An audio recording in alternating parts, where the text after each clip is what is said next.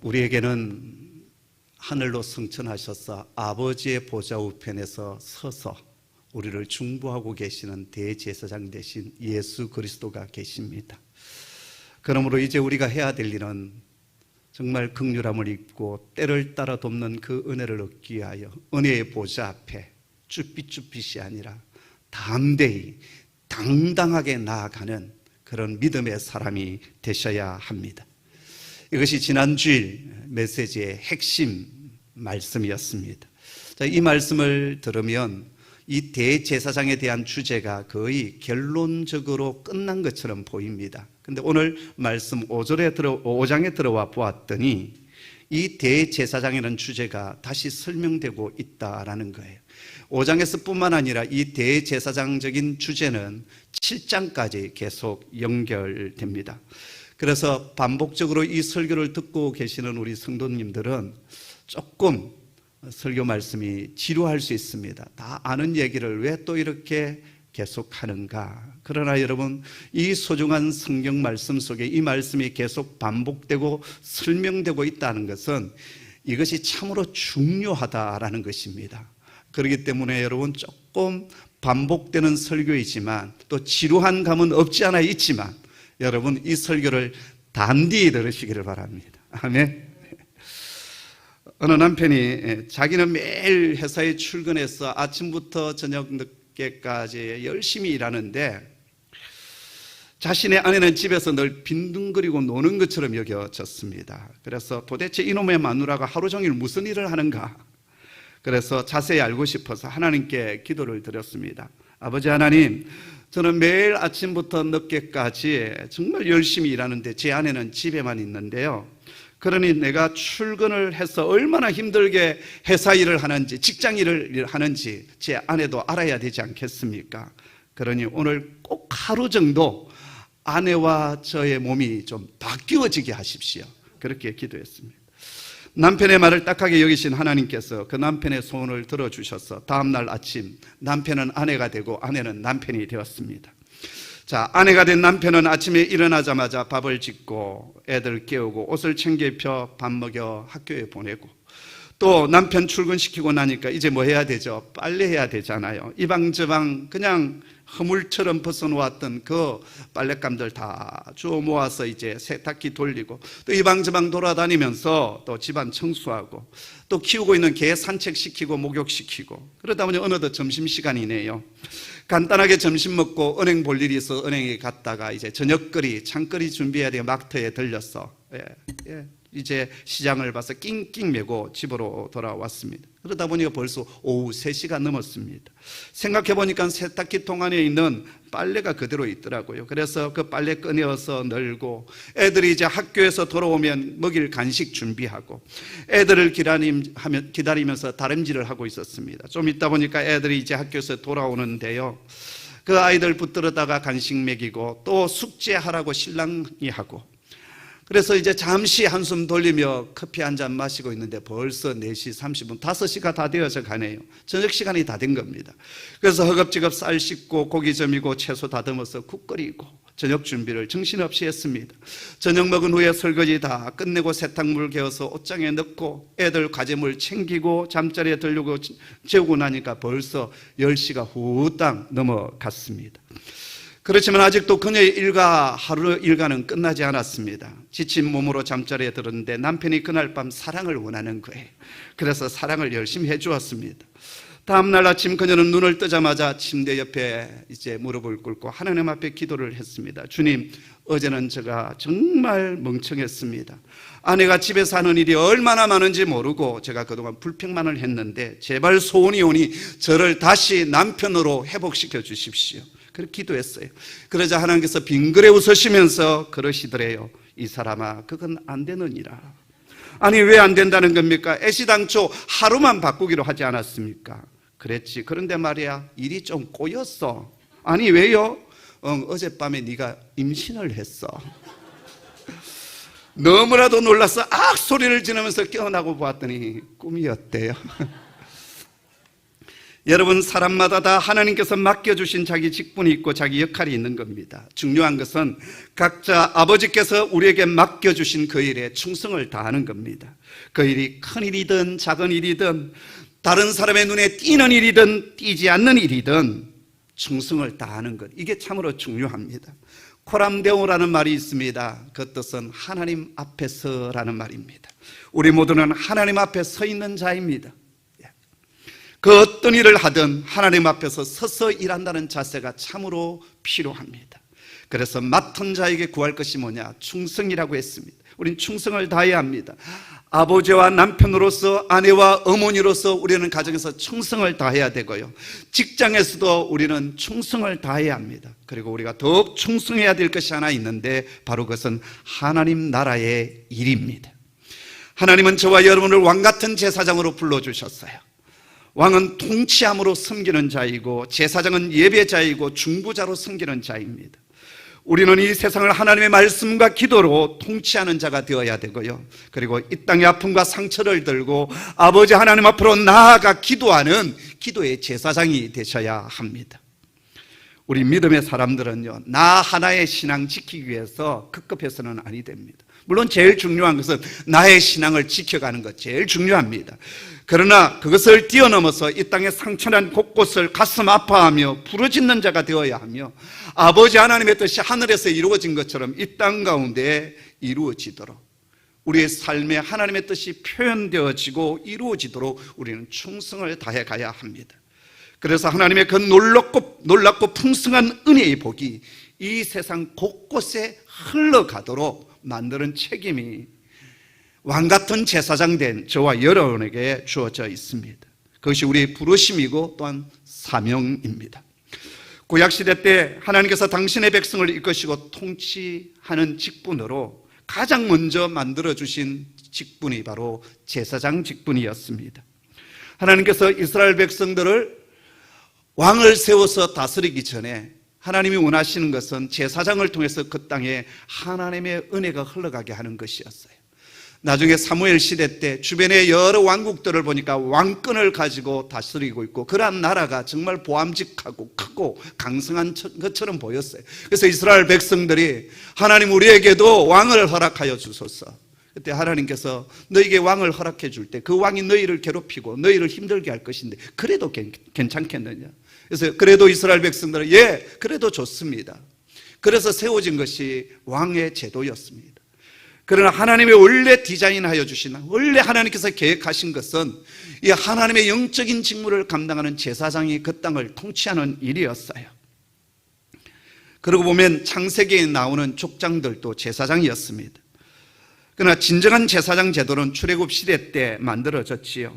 하나님은 예배하는 성막을 만드시고 야곱의 12아들 가운데 레위지파를 특별히 제사장 지파로 만들어서 구별하여서 그들이 하나님 나라에서 하나님의 일을 할 수 있도록 했습니다. 왜 하나님은 제사장을 특별히 세워주셨을까요? 우리 모두가 그저 하나님 앞에 나아가 예배할 수 있고 기도할 수 있고 마음껏 찬양할 수 있는 것 아니었겠습니까? 그런데 아담 이후의 모든 인간들은 하나님 앞에서 죄를 범하게 되었습니다. 죄인된 우리가 거룩하신 하나님 앞에서 맞대만 하여 나아갈 수가 없는 겁니다. 그래서 하나님은 하나님과 인간 사이의 중보자로서 제사장을 세워주셨습니다. 그리고 그 제사장 중에 가장 어뜸되어지는 제사장을 대제사장으로 삼아주시고 이 대제사장이 하는 일은 1년에 한 차례 대속죄일 날 지성소안에 들어가 온 백성의 죄를 대속했습니다. 제사장은 성소안까지 들어갈 수가 있어요. 그러나 대제사장은 지성소 안으로 들어갈 수가 있는데 그것도 아무 때나 들어갈 수가 없었어요. 대속죄일 날 딱 한 번 들어갑니다. 그냥 들어갈 수가 없습니다. 저 발목에다가 방울을 달고 그리고 밧줄을 매달고 들어가요. 가서 하나님께서 그 백성의 죄를 사하여 주시고 용서하여 주시면 사는 겁니다.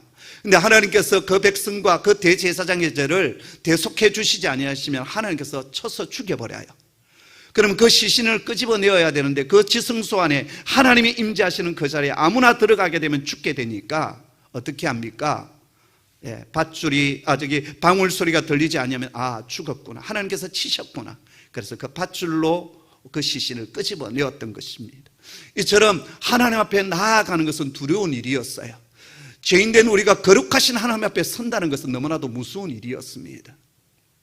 그래서 그 중간에 제사장을 세워주셨던 것이고 대제사장을 세워주셨던 것입니다. 자, 그런데 오늘 본문에서 히브리서 기자는 구약시대 대제사장직을 설명하면서 오늘 우리에게 왜 새로운 대제사장이 필요하신지, 그리고 우리 주 예수 그리스도가 제사장 중에 제사장, 대제사장 중에 참으로 위대한 대제사장이 되심을 하나하나 설명하시고 증거하여 가십니다. 특별히 5장의 주제는 대제사장의 자격과 역할에 대한 얘기를 하고 있습니다.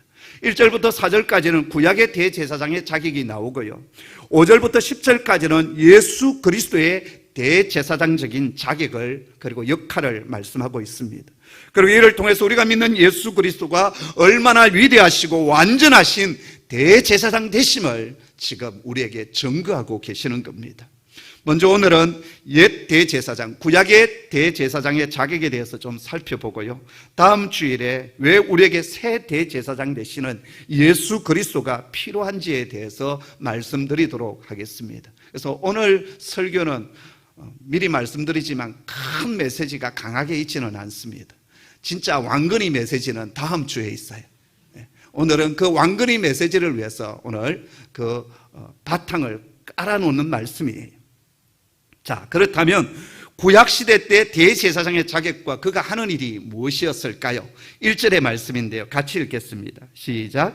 대제사장마다 사람 가운데 택한 자이므로 하나님께 속한 일에 사람을 위하여 예물과 속죄하는 제사를 드리게 하나니. 이 짧은 한 구절 속에 설명해야 될 것이 참 많이 있습니다. 첫째, 구약의 대제사장은 사람들 가운데 택함을 받은 자였습니다. 제가 이 말씀을 드리면, 목사님, 그 당연한 얘기 하는 것 아닙니까? 대제사장은 사람 가운데 세워야지요, 뭐 강아지 가운데, 짐승 가운데 세우는 것 아니지 않습니까? 그렇게 질문할 수 있습니다. 그런데 여러분, 2000년 전 유대 백성들이 사람보다도 더 귀히 여기는, 존귀 여기는 영적인 존재가 있었습니다. 누구였을까요? 바로 천사였습니다. 이 천사는 하나님의 보좌 앞에 있는 자들이고 하나님 나라에 일하는, 섬기는 영적인 존재였어요. 구약 성경에 보았더니 또 신약 성경 앞부분에도 보았더니 하나님께서 이 천사를 통해서 당신의 메시지를 사람들에게 전달해 주셨어요.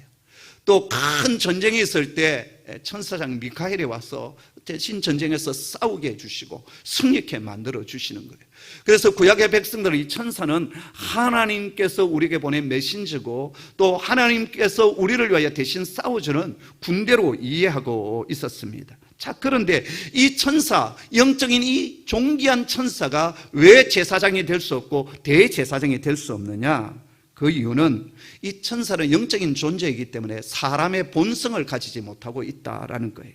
지난 시간에도 말씀드렸지만 천사는 사람들이 당하는 그 시험과 아픔과 고난을 공감할 수가 없습니다. 왜냐하면 육체를 가지고 있지 않기 때문에 그렇습니다.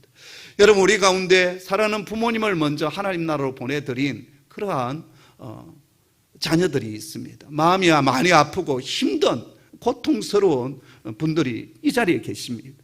자, 그런데 여러분, 천사는 영적인 존재고 영원한 존재이기 때문에 육체적인 죽음을 경험한 적도 없고 알 수도 없는 거예요. 그래서 부모를 여의고 가슴 아파하고 울고 있는 우리들의 그 아픔을 천사는 도저히 공감할 수가 없는 거예요. 몸으로 체험한 적이 없기 때문에 그것을 진정으로 동정해 줄 수 없는 자가 바로 천사입니다. 그러므로 천사는 사람들을 위하여 제대로 중보할 수도 없고요, 사람들에게 긍휼을 베풀 수도 없습니다. 왜냐하면 참된 중보의 강구는 마음을 녹이는 긍휼의 샘에서 흘러나오기 때문입니다. 그래서 제사장의 제 첫 번째 조건은 뭐냐면 우리와 동일한 인간이어야 된다라는 거예요. 지난번에도 말씀드렸듯이 유대인들이나 오늘 사람들이 당혹해하고 믿지 못하는 것 중에 하나는 어떻게 하나님이 사람이 될 수 있느냐라는 거예요. 특별히 이 이슬람 사람들은 어떻게 예수님이 하나님일 수 있느냐, 그는 선지자 중에 한 사람이든지 인간 가운데 뛰어난 사람 중에 한 사람이든지 그래야지 어떻게 그분이 하나님이 될 수 있느냐.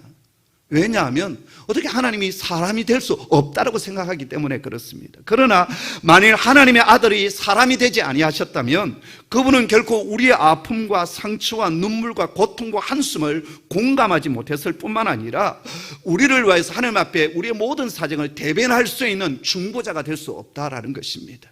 그래서 대제사장은 사람 가운데 선택되어졌고 하나님이신 그분이 사람의 모양으로 우리 가운데 오신 이유도 바로 여기에 있는 것입니다. 이 주제는 다음 시간에 좀 더 자세하게 말씀드리도록 하겠습니다. 두 번째, 구약의 대제사장은 사람을 위하여 선택되었습니다.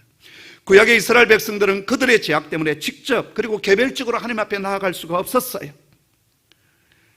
죄로 인해서 하나님과 우리 사이에 엄청난 간극이 놓이게 되었고 큰 강이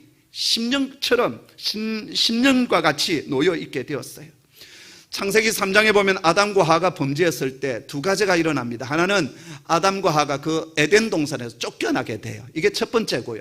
두 번째는 뭐냐면 그 동산에 있는 생명나무의 열매를 따먹지 못하도록 하나님께서 불칼을 들고 있는, 하연금을 들고 있는 천사들로 하여금 그 주위를 방어하도록 막아서도록 했습니다. 그래서 도저히 이제는 그 하나님의 생명나무를 먹지 못하고 영생하지 못하도록 하나님께서 만들어 버렸어요. 하나님께 접근하지 못하도록 했어요. 근데 이제 계시록에 가면 하나님의 생명나무 열매를 우리가 따먹게 되잖아요. 이게 뭐냐면 창세기 3장에서 잃어버렸던 그 낙은, 신낙은을 이제 요한계시록 마지막 부분에서 복낙은으로 우리에게 회복시켜 주는 거예요. 우리는 그 소망을 가지고 있습니다. 할렐루야.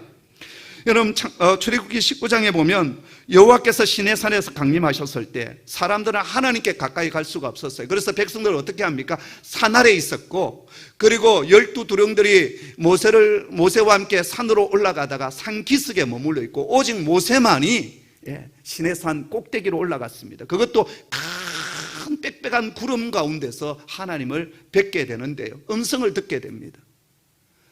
그리고 이제 하나님을 뵙고 돌아왔을 때 온 이스라엘 백성들이 모세의 얼굴을 볼 수가 없었어요. 왜냐하면 그 광채나는 하나님을 직접 대면한 것도 아니고 구름 가운데서 만나 뵙고 온 그 모세의 얼굴에 엄청난 광채, 그 후광 때문에 바로 그 얼굴을 쳐다볼 수가 없었어요.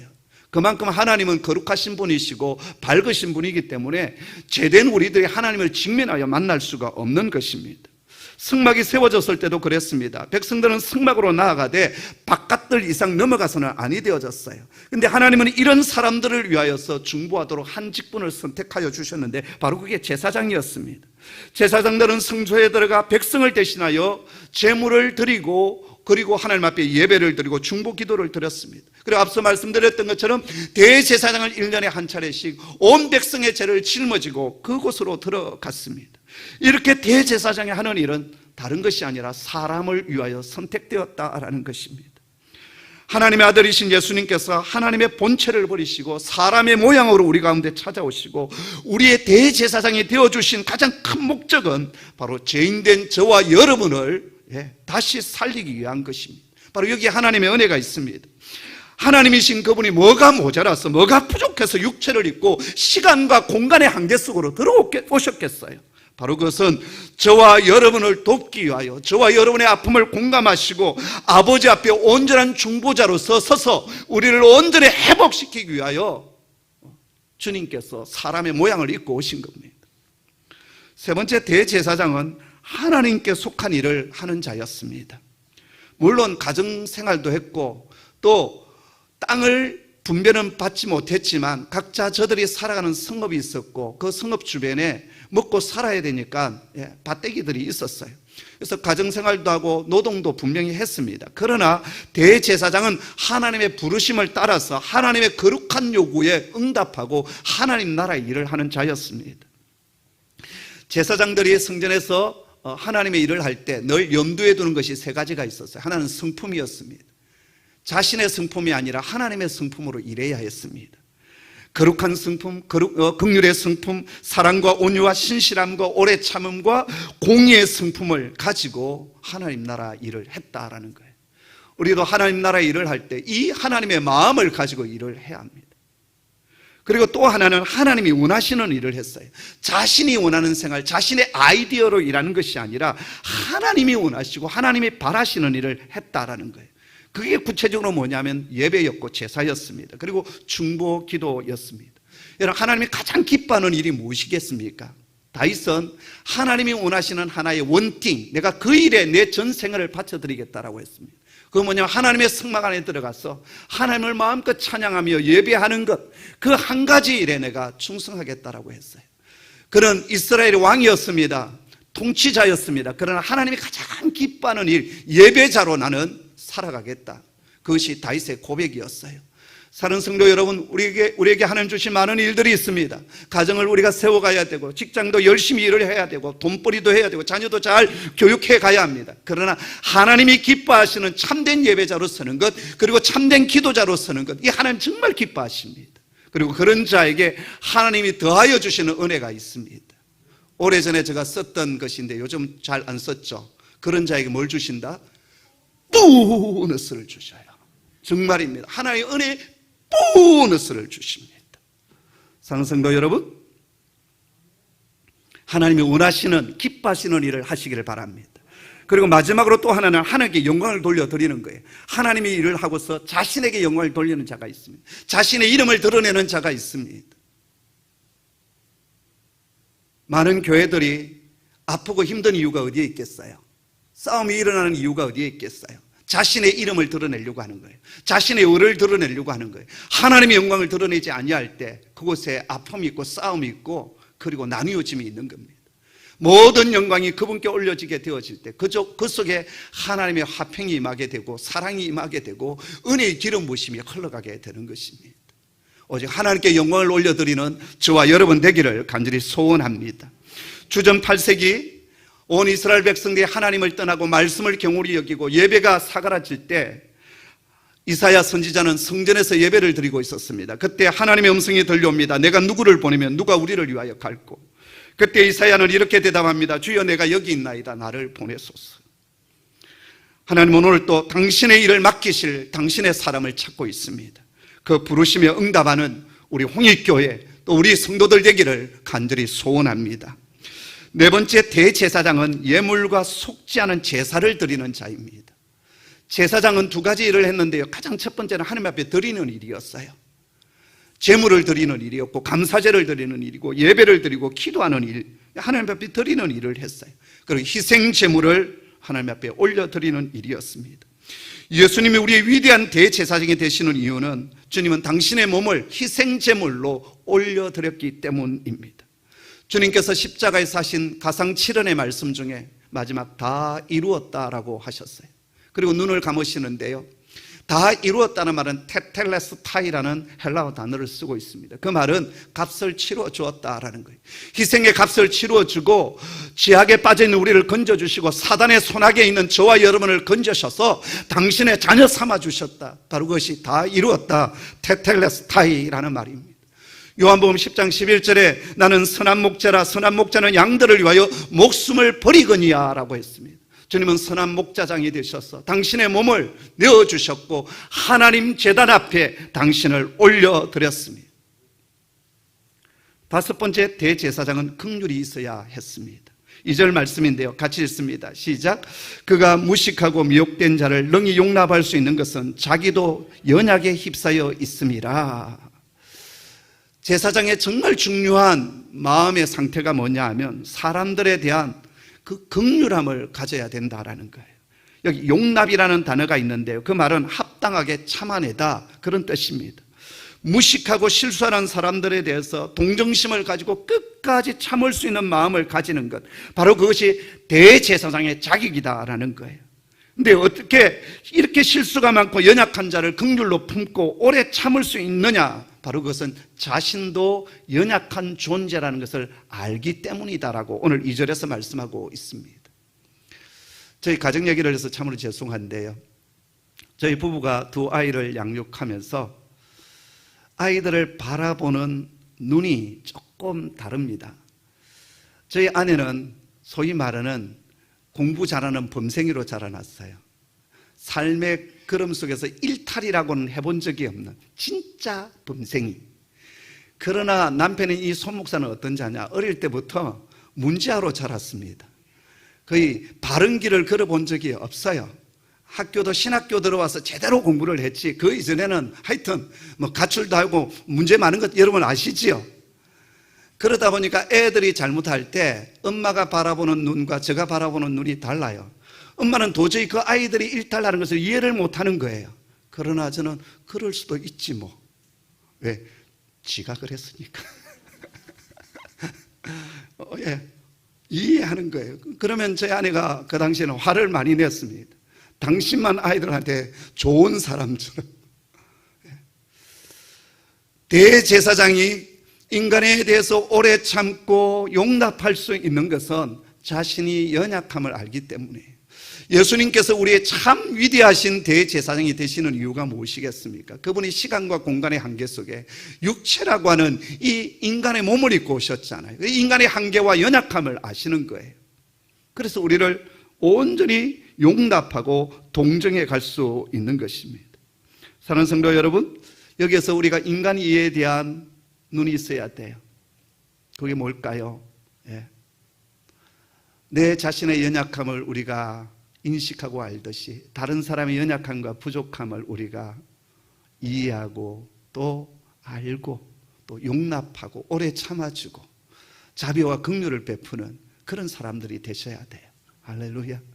이게 중요합니다. 여섯 번째, 구약의 대제사장은 자기의 죄를 대속하기 위하여 제물을 드려야 했습니다. 3절 말씀인데요, 같이 읽습니다. 시작. 그러므로 백성을 위하여 속죄제를 드림과 같이 또한 자신을 위하여도 드리는 것이 마땅하니라. 아멘. 바로 여기에서요, 구약의 대제사장의 불완전함이 나옵니다. 그리고 새로운 대제사장 되시는, 위대한 대제사장 되신 예수 그리스도와 근본적인 차이가 바로 여기에서 드러납니다. 구약의 대제사장은 자신도 죄인이기 때문에 하나님 앞에 나아가 다른 사람의 죄를 대속하기 전에 자신의 죄를 대속하는 희생 제물을 드려야 되고 희생의 제사를 드려야 했습니다. 그러나 우리 주 예수님은 연약한 인간의 몸으로 오셨고 시험을 받으셨지만 한 번도 시험에 실패하지 않으셨어요. 그래서 죄가 없으십니다. 그러기에 당신 자신을 위하여 따로 희생 제사를 주님은 드릴 필요가 없었어요. 그럼에도 불구하고 주님은 십자가에서 당신 자신의 몸을 희생 제물로 드리셨는데 그 이유는 당신 자신을 위한 것이 아니라 죄인된 저와 여러분을 위한 것이다라는 거예요. 이 은혜로 인하여 우리는 하나님 앞에 서게 되는 것입니다. 저는 제 자신을 바라볼 때마다 늘 한없이 부족하고 연약한 존재임을 늘 인식합니다. 그리고 하나님께서 오래 참아주시는 그 긍휼과 자비로 인하여서 주님께서 대신 피 흘려주신 그 대속의 죽음으로 인하여서 내가 이 자리에 있음을 늘 고백하고 또 앞으로도 그 은혜 때문에 저는 걸어가게 될 것이라고 믿습니다. 저뿐만 아니라 우리 모두가 다 그렇습니다. 우리는 하나님의 은혜 없이는, 그 덮어주시는 은혜 없이는 한시도 살아갈 수 없는 존재입니다. 그 은혜에 대해서 날마다 감사하는 하나님의 사람 되기를 원합니다. 이제 마지막으로요, 7번째로 대제사장은 하나님께서 부르시고 임명하셔야 했습니다. 내가 저 제사장직이 참 뽀대난다, 너무 아름답게 보여, 내가 원한다고 되는 것이 아니었습니다. 공부를 잘한다고 되는 것도 아니고 권력이 있다고 되는 것도 아니고 명성이 있다고 되는 것도 아니었습니다. 하나님이 직접 부르시고 하나님이 선택하셔야 했습니다. 구약시대 때 사울왕이 이제 전쟁을 해야 되는데, 예배를 드리고 전쟁을 해야 되는데 예배를 집례해 나가야 될 사무엘이 나타나지 않는 겁니다. 그래서 어떻게 합니까? 사울왕이 자신이 제사장이 되어서 제사를 드리다가 나중에 큰 책망을 받습니다. 그리고 하나님의 마음이 사울에게서 떠나게 된 계기가 되었습니다. 여러분, 하나님 나라의 일은 하나님의 부르심 속에 일이 이루어지게 되고, 무엇보다도 이 영적인 대제사장의 일은 하나님께서 직접 선택하셔야 됩니다. 구체적으로 보면 최초의 대제사장은 레위 지파 모세의 형이었던 아론이었습니다. 아론을 하나님께서 특별히 지정하여 주시고 임명하여 주셨어요. 그의 후계자 엘라살 비느하스도 하나님께서 임명하여 주셨습니다. 자, 그런데요, 어떤 특별한 순간에는 아론의 후손이 아닌 사람 가운데서도 제사장이 되는 경우가 있었습니다. 그 대표적인 경우가 사무엘이었어요. 그는 아론의 후손이 아니었음에도, 레위 지파가 아니었음에도 불구하고 어린 날 성전에서 섬기는 자로 있었어요. 근데 어느 날 그에게 하나님의 부르심이 있었습니다. 사무엘아, 사무엘아. 세 번이나 부르시죠. 그리고 하나님은 특별하게 그를 임명하셔서 이스라엘의 제사장 되게 합니다. 그래서 사무엘은요, 직분이 두 개예요. 하나는 선지자 역할, 그리고 또 하나는 제사장의 역할을 했습니다. 또 엄밀하게 본다면 아직 왕이 세워지기 전에였기 때문에 판관의 역할, 왕적인 이 통치자의 역할까지 그가 했습니다. 그리고 이제 왕정제도를 이어가는 다리 역할을 했던 자가 사무엘이었습니다. 이것이 왜 중요하냐면 우리가 다음 시간에 살펴보겠는데요, 왜 예수님은 레위 지파도 아니고 아론의 후손도 아닌 다윗의 후손인데 대제사장이 되실 수 있느냐라는 질문이 당연히 나오지 않습니까? 여기에 대한 대답을 지금 미리 하고 있는 겁니다. 예수님은 레위 지파가 아닙니다. 그러나 하나님은 세상의 모든 죄를 짊어지고 가는 대제사장으로 당신의 아들을 직접 임명하여 주셨습니다. 하나님이 임명하여 주셨다는데 다른 어떤 의견이 필요하겠습니까? 여러분, 사도 바울을 보십시오. 그는 예수님의 12제자 중에 한 사람이 아닙니다. 12사도가 아니었어요. 오히려 그는 예수 믿는 사람을 잡아가두고 핍박했던 자였습니다. 그러나 그는 다메섹을 향하여 가는 길에 부활의 주님을 만나게 됩니다. 사울아 사울아 어찌하여 나를 핍박하느냐? 주여 니시옵니까? 나는 네가 핍박하는 예수다. 그는 이 음성을 들은 뒤에 이방인의 사도로 부름을 받습니다. 그리고 평생 이방인의 선교에 자신을 헌신하여 드립니다.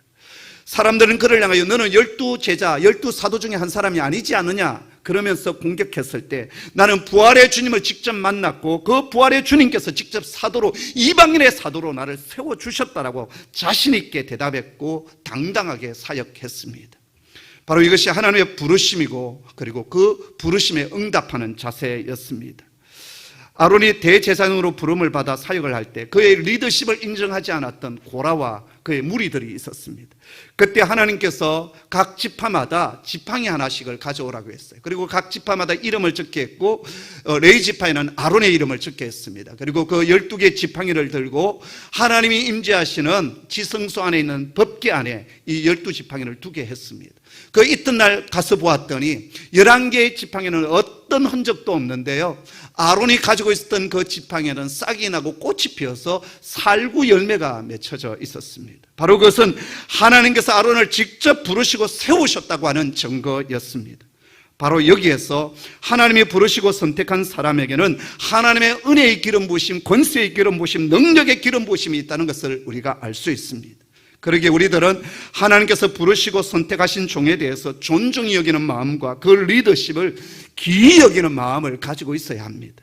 그리고 부름받은 하나님의 사람은 하나님의 거룩한 부르심에 충성을 다하는 자가 되셔야 합니다. 이제 말씀을 마무리합니다. 하나님은 저와 여러분에게 날마다 돕는 은혜를 주시기 위하여 위대한 대제사장이신 우리 주 예수 그리스도를 세워주셨습니다. 이제 우리가 해야 할 일은 그분의 손에 나의 모든 삶을 맡겨드리는 것입니다. 사람으로 오셔서 우리의 모든 상처와 아픔을 공감하시고 치유하신 주님께 내 사정을 맡겨드리고 아뢰어드리는 것입니다. 주님께 맡겨드리기 전에 그 문제는 나의 문제가 되고 나의 짐이 되지만 주님께 맡겨드리면 그때부터 그것은 내 일이 아니라 주님의 것이 되고 주님의 문제가 되는 것입니다. 주님은 우리에게 말씀하십니다. 수고하고 무거운 짐진 자들아 다 내게로 오라. 내가 너희로 쉬게 하리라. 그렇게 말씀하여 주셨습니다. 지난 한 주간 우리의 삶의 자리에서 힘들고 지쳐 있었던 많은 일들이 있지 않았습니까? 직장에서 받았던 엄청난 스트레스가 있지 않았습니까? 사업 때문에 고민하고 밤잠을 설쳤던 일들이 있지 않습니까? 부부간의 관계 문제 때문에 힘들어하고 자식 새끼 때문에 가슴 아프고 고통스러운 그런 아픔이 우리 속에 있지 않습니까? 이 시간 주님께서 우리에게 말씀하십니다. 그 모든 것을 들고 내게로 나오라. 너의 삶을 내게 맡겨라. 내가 책임져 주겠다라고 말씀하여 주십니다. 그리고 때를 따라 긍휼을 베풀어 주시고 은혜를 허락해 주시겠다 말씀하여 주십니다. 그 주님 앞에 오늘도 우리의 사정을 들고 나아가는 저와 여러분 믿음의 사람 되기를 주님의 이름으로 축복합니다.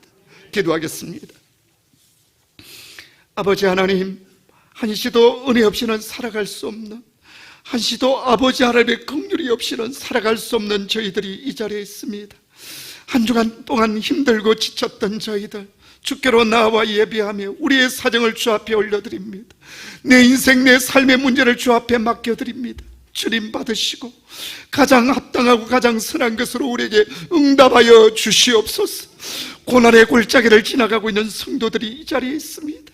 저 아픔을 위로하여 주시고, 내가 너의 반석이다, 내가 너의 힘이다, 내가 너의 능력이며 내가 너의 회복자라 말씀하여 주시고 구체적인 은혜를 허락하여 주시옵소서. 예수님의 이름으로 기도드리옵나이다. 아멘.